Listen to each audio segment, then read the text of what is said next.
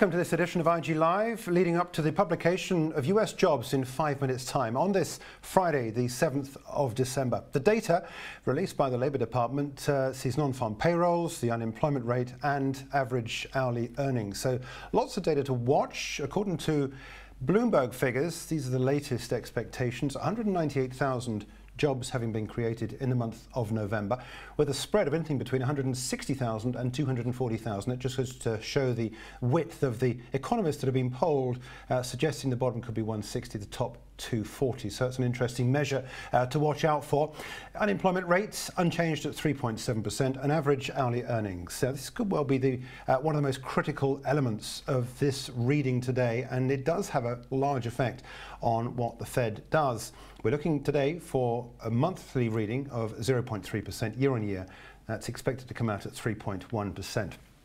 Now, job data have been fairly strong for a while now. Non-farm payrolls have averaged 212,500 per month this year through to the end of October. Now, this is the best rate of job creation in the US economy since 2015. The unemployment rate has been below 4% now for the 6 of the last 7 months, and hourly earnings are gaining momentum, which is expected to continue given the very low level of unemployment, how much more it costs for an employer to bring in the sort of staff they want and compete against others that also want that same skill set. Goldman Sachs expects average hourly earnings on a year-on-year basis to rise to 3.5% year-on-year by mid-2019. So that's around about 6-7 months away, anything up from 3.1 to 3.5% in that period. And that could cause a little bit of extra pain to the Fed when it decides on interest rates. The next interest rate meeting from the Fed is just short of a couple of weeks away, the 19th of December. We are expecting an interest rate rise this time, but it's expected to accompany with a somewhat more dovish statement from the Fed Chair, Jerome Powell. Now, joining us in a moment from the trading floor here at IG will be Chris Beecham. Chris, good day to you. But first, to our guest here on set, Brian Noble from tradernoble.com. Brian, welcome. Good to talk to you. And it's nice to talk to you in a live moment as well. So we're going to get to your immediate market reaction to the numbers as they come out. In terms of the figures I've read today, 198,000 jobs having been created. What do you see as the risk? Well, the risk of last month we came in at 250, so I think with the weather is might knock these down by 15 or 20,000. That's probably why the forecast is back down to 198. The critical level here, I think, is watch these average earnings. If you suddenly get a 0.2 spike in average earnings, it's going to put the Fed in a very difficult position on the 19th of December. And bearing in mind we're coming off the two most volatile months in points terms in the history of the Dow and the S&P. I mean, the volatility has just been incredible. So there's a lot to play for. And obviously, you've got Trump, who doesn't want any more rate rises in the States, fighting Jerome Powell. So he's in a difficult situation. So whether they keep their independence. Yeah. I want to go on to the Dow and the S&P in just a minute, but I want to pick up on that point about average hourly earnings and the importance of that with regard to the Federal Reserve and the outlook. I'm hearing from a number of commentators that if anything, the Fed is going to be a little bit more dovish moving out. But I don't understand that in the context of that Goldman Sachs suggestion that we could well see average hourly earnings on a year-on-year basis rise 40 basis points up to 3.5%. That surely would push the Fed into being more hawkish. Yeah, but that's not now. So we've got a few months to worry about that. Obviously, with the oil prices, the commodity prices all having been slammed over the last 6-8 weeks, the Fed have a bit of room to play, but we've got more deflation than inflation. So if if we don't get too high an average earnings number today, I think the Fed are, they're probably one hike and probably done. If you look at the market, we're only pricing in one more rate hike next year.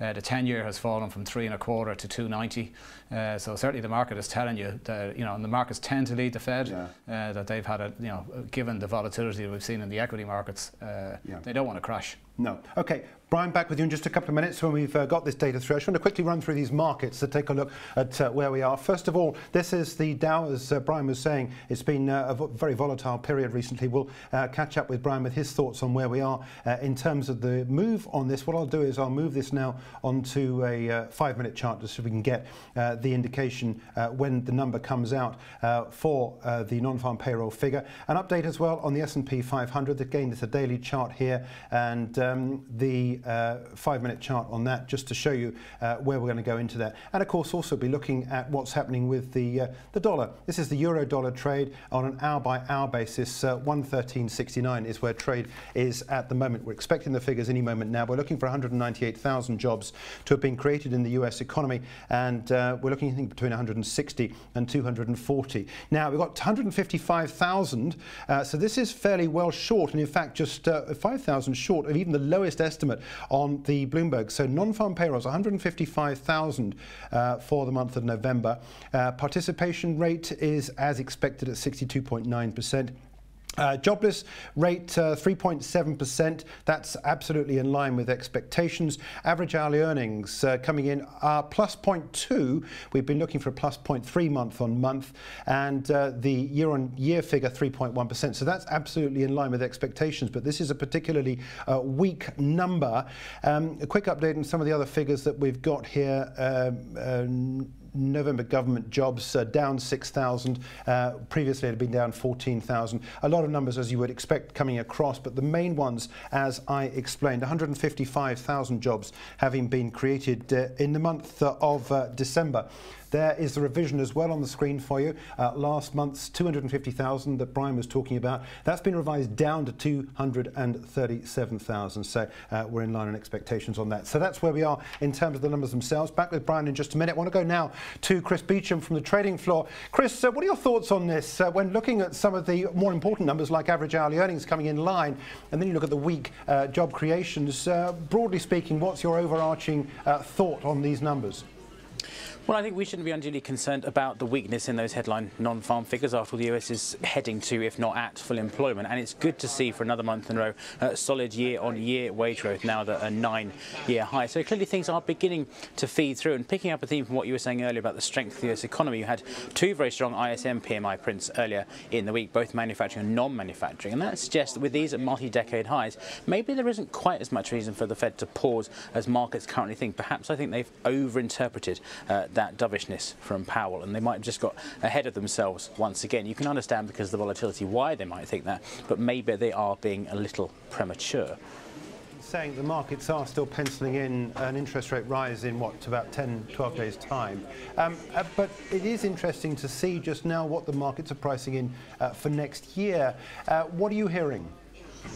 Well, yes, I think we have still gone too far to the other extreme with that one for next year, really. It looks as if the market is just being a bit too excitable on this front. The Fed can see plenty of reason, I think, for moving onwards. And whilst he did say we are very near to the range of neutral, he didn't say we are at it. So that gives him that wiggle room if things look very different. Remember, we get one in December, still nailed on, and probably one in March. And then things will look perhaps quite different in terms of trade wars, in terms of economic data, that perhaps will reinforce the case for proceeding at a still steady pace into next year. Okay, all right, Chris. Yeah, thanks so much indeed. Mentioning trade wars there, we mustn't forget that, of course, that is the current in the market, undercurrent. Chris, thanks for your time. Just want to quickly run through these markets. Let's take a look at first of all the euro dollar on a 5-minute chart, just so you can see just what's happened since that announcement this morning, with 155,000 jobs having been created, somewhat short of the 198,000 that was the targeted number on the Bloomberg just a short while ago. And indeed, as I said, 5,000 below the bottom end of analysts' expectations. And look what it's done. It's sent the euro up, and in fact we are just challenging on this 5-minute chart, so bearing in mind we're not going very far back, as is yesterday afternoon. So we're challenging those highs at 114.11, up from the 113.72. So money going into the euro, or rather coming out of the US dollar as things stand at the moment. Just an update as well on a 5-minute chart for sterling against the US dollar, and you can see how the weakness in the US dollar is playing out across many of these currencies. Quick update on where we are in terms of the move on a 5-minute chart on the S&P 500. A little bit of money going in initially into the market. Now it's come out again at 26.85. So fickle are these markets. I think really any sort of rally seems like it's being sold at the moment.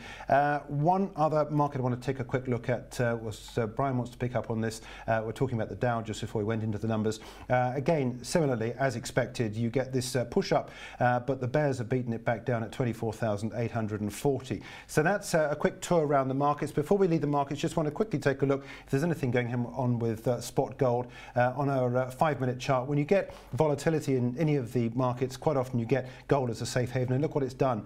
We have risen in the last 5 minutes. We've risen all the way up from the bottom of this number here, 1,240. We're now 1,245.3. Let's get some thoughts now with Brian Noble from traderenable.com.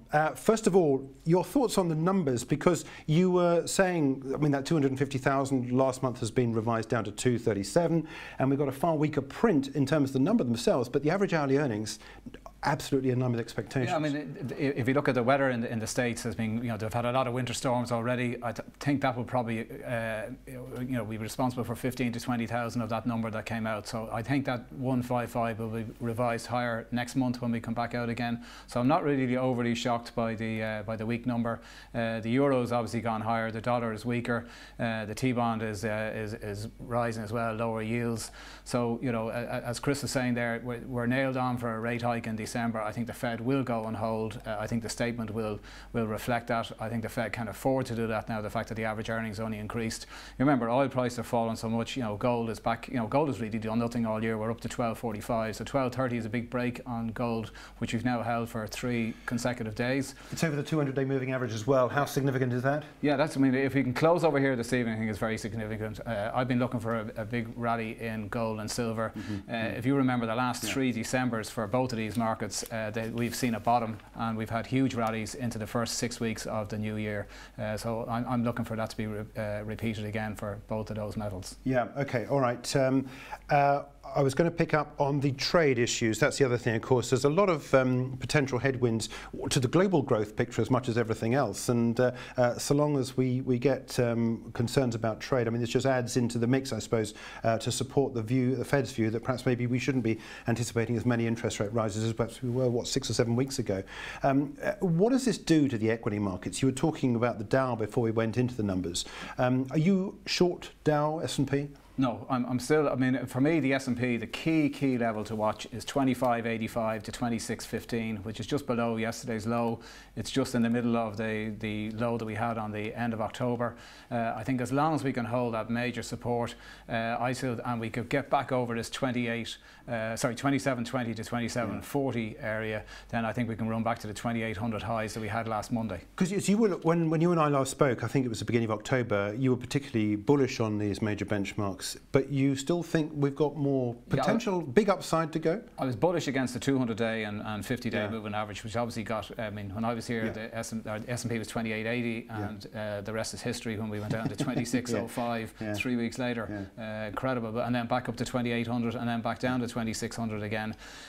Obviously, twice more times. Exactly. I mean, Trump is a negotiator. He's not stupid. He is going to get a deal done with China that will satisfy the markets, because if he doesn't, he's going to have a crash on his hands, and he does not want that. His whole reputation and his whole last 2 years since he got into office has all been built on a stronger stock market.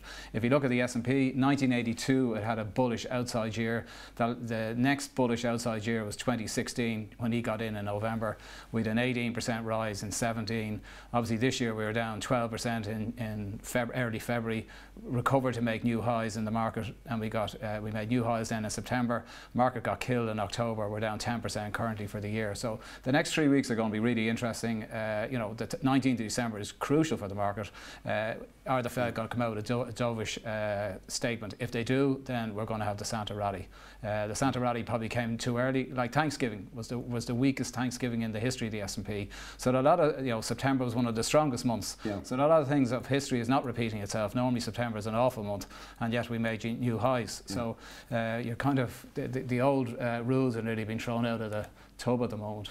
Let me just push you on dollar. This is the dollar basket. We've disappeared below this rising trend line. Previous support now become resistance. We're currently trading 96.13. Are you a seller of dollar? I'm bearish to the dollar. I think tonight's key for the euro, if we can break above 114.25, close above there, and then take out 115, I think the 112.15 low that we had last week will hold the market. As long as that 112, 113 area holds, I think we will run back over time. As the US economy slows down next year, which we certainly there's no inflation, I think the euro will go back and test the 125 area over the not immediately, but I think we will see a weaker dollar. If you look at assets this year, the only asset that has that's up of all the assets that most of us follow is dollar cash.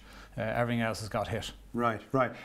When you get a weaker dollar, quite often you get a stronger gold and precious metal price. Indeed, the commodities will benefit, dollar-denominated commodities. When we saw these numbers, we saw gold push high. You mentioned it briefly. So you're buying gold 1,243, and I guess if you are short dollar, this is an interesting trade. Actually, it does seem like it's driven at the moment by the dollar. Well, of course, it's also got the volatility. Well, gold is good risk reward now. This 12.30 is good support. 12.12 below that, so you can buy gold with a tight stop, which is very rare that you can say that. Similar with silver. Silver is near 3-year lows which came in at 13.62. We got down to 13.97 earlier on last month. So I think silver, as long as silver can hold the $13.50 to $14 area, there's no reason why that can't go back up above 15, and then the key resistance area is 16 for that going forward. Yeah, silver has been an interesting one because of this big disparity between the two. It's about 80, the difference is there. It's normally about 50. So do you see that gap being closed between gold and silver by a rise in silver rather than... Yes, silver has totally underperformed gold for the last 12 months, and there's due a bit of catch up there. Obviously, with the OPEC meeting going on at the moment, we're in deadlock. It's gone into its 5th hour now at this stage, and there's still no announcement. So that's going to be key. I think if they can get an agreement there where they can stabilise the oil price, $50 for oil might turn out to be good value. The lows we've seen over the last couple of days. Inflation down as well, doesn't it? Yes, it does. Look, Brian, we're going to leave it there, but thanks indeed for joining us, taking time out of your day to take a look at these numbers that we've had. Brian Noble from tradernoble.com. You can catch up with more with Brian on his website. That's it today. We have seen the numbers come out weaker than expected, 155,000 jobs having been created in the month of November. We've been looking for anything between 160 and 240, so it was off the bottom end of expectations, beyond even the weakest estimates from those economists polled on Bloomberg. But we saw inline numbers for both the unemployment rate and also average hourly earnings. That takes us neatly into that 19th of December interest rate decision from the Fed. It's widely expected still that we'll see an interest rate rise, but it'll be an interesting press conference that we'll see when that decision comes through to find out whether or not the dovishness that we saw a couple of weeks ago remains with the Fed Chair Jerome Powell. That's it. As I say, my thanks again to Brian Noble.